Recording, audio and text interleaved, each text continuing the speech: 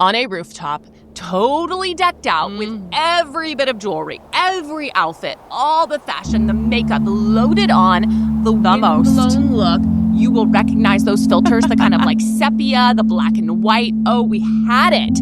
And it had to be early 2000s. Had to be early 2000s because we were in the age of magazines where you go to the grocery store, you see those magazines, and those are the it girls. You want to be like that it girl on the magazine, and that's exactly what we did. Soft pink graphics.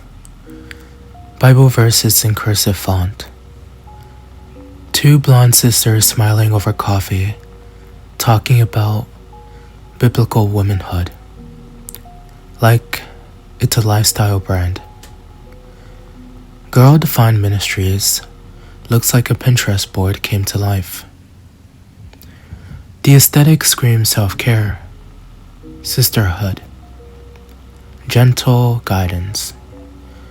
But underneath all of that millennial pink is something harder to swallow.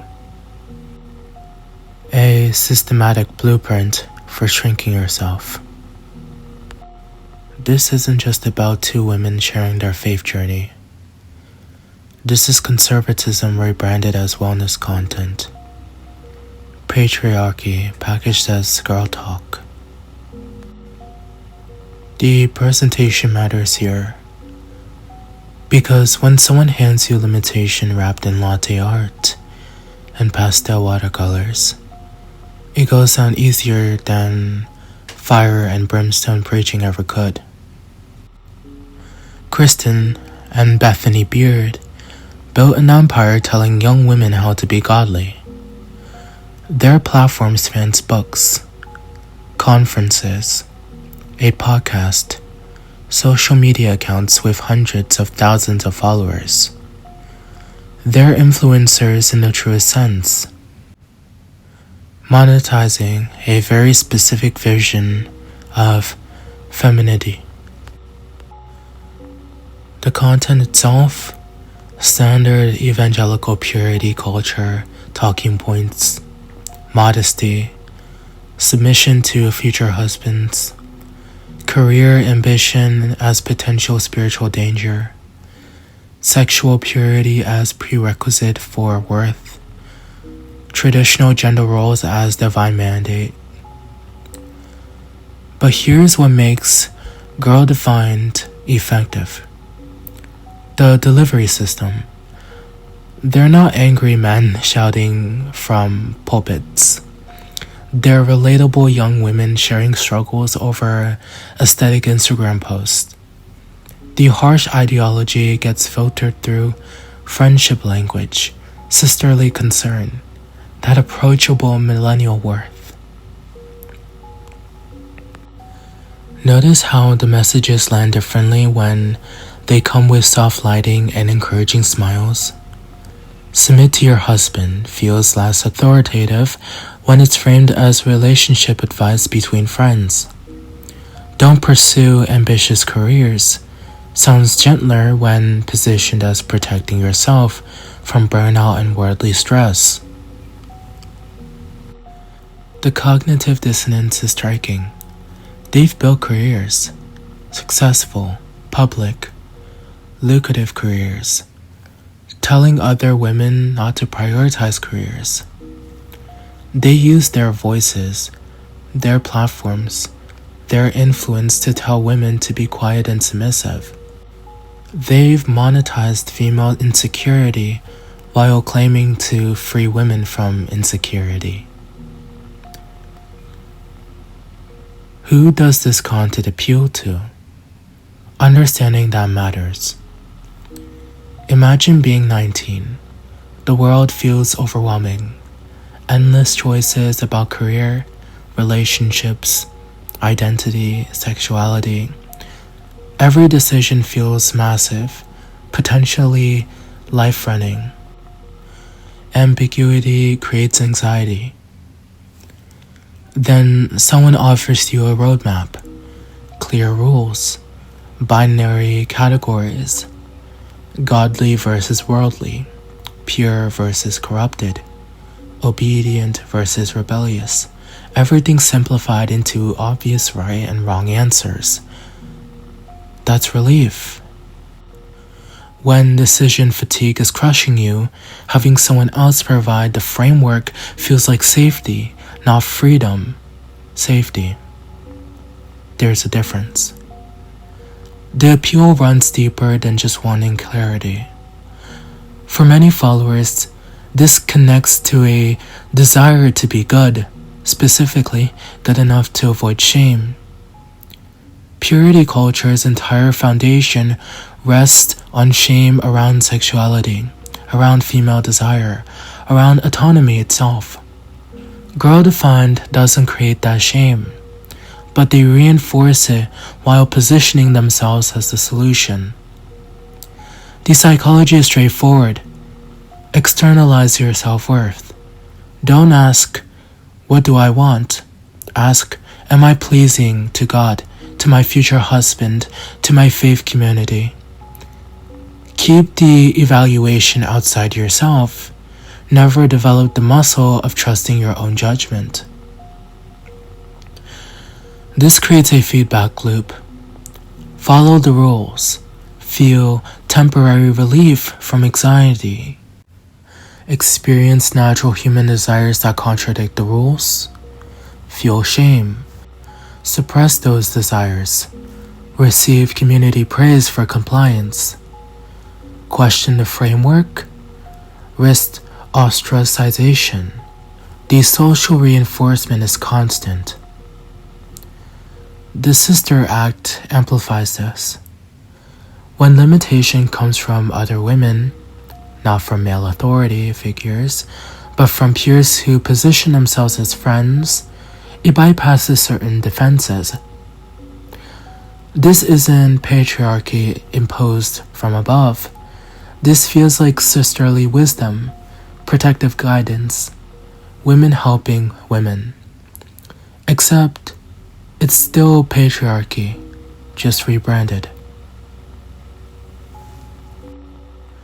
What happens to the young women who internalize these messages? Some immediate effects: internalized shame around career ambition, difficulty advocating for themselves in relationships, sexual dysfunction stemming from years of purity messaging, constant anxiety about whether they're performing femininity correctly. Long-term patterns emerge. Women who've structured their entire identities around this framework face crises when life doesn't follow the script. What happens when you've been taught your purpose is marriage and motherhood, then experience infertility? What happens when the submissive marriage becomes emotionally abusive, but you've been taught that leaving shows lack of faith? What happens when you wake up at 35 and realize you've never learned who you are beyond the role you've been performing? The mental health implications aren't subtle. Framing depression and anxiety as spiritual failure prevents people from seeking actual help. Now you're not just struggling, you're struggling and spiritually deficient. The shame compounds. This content contributes to documented psychological harm. Research on purity culture consistently shows long-term effects: higher rates of sexual dysfunction, difficulty with intimacy, shame spirals, identity confusion, challenges with pleasure and autonomy. And Girl Defined profits from this. That's what makes this particularly troubling. They're not just sharing their faith journey, they're running a business model built on female limitation. Girl Defined doesn't exist in isolation. They're part of a broader trend, the aestheticization of traditional gender roles for internet audiences. Look at the trade wife content saturating social media. Look at cottagecore accounts that subtly promote regressive politics. Look at wellness influencers who create pipelines from yoga content to QAnon conspiracy theories. The pattern is consistent.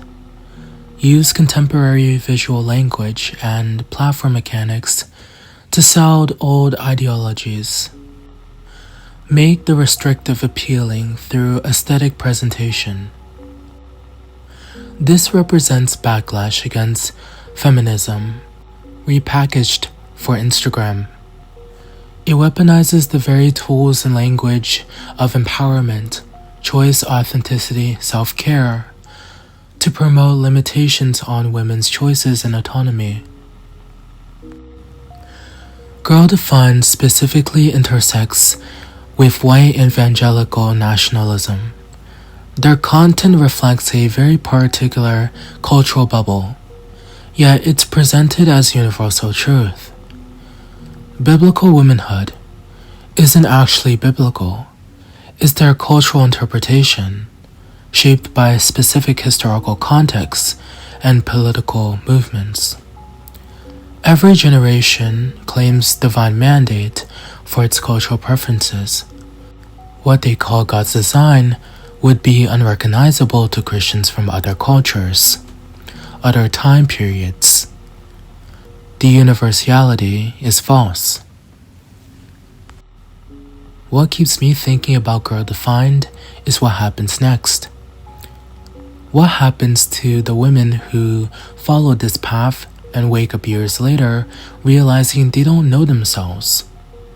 What happens when the promise follows these rules and you'll be happy, protected, fulfilled doesn't deliver? How many followers are genuinely convinced versus performing belief to stay safe within their communities? How many are afraid of the social consequences of admitting doubt? Do Kristen and Bethany themselves ever feel the weight of the limitations they're selling? When Kristen experiences miscarriage, she couldn't fully grieve within the framework she promotes.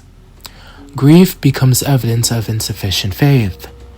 When Bethany faces normal human complexity, does the binary thinking she advocates actually serve her? These aren't rhetorical questions. They point to the fundamental brittleness of the worldview being packaged. The danger of Girl Defined isn't that it's obviously harmful. The danger is that it feels like love. It feels like someone cares enough to guide you, like you're being protected rather than restricted, like you're part of a community rather than being controlled by one. But love doesn't require you to shrink. Love doesn't ask you to suppress your complexity, your desires, your autonomy. Love doesn't profit from your insecurity while claiming to solve it. You deserve to take up space, to be complicated, to pursue ambitions without spiritual guilt, to make mistakes and learn from them, to build a life that's actually yours, not a performance of someone else's ideology dressed as divine mandate. Biblical womanhood, as they define it, isn't liberation. It's a cage, painted pretty. But did you know that the prettiest prisons are still prisons? Anyway, what are your thoughts? Stay cozy, stay curious, and I'll see you in the next one.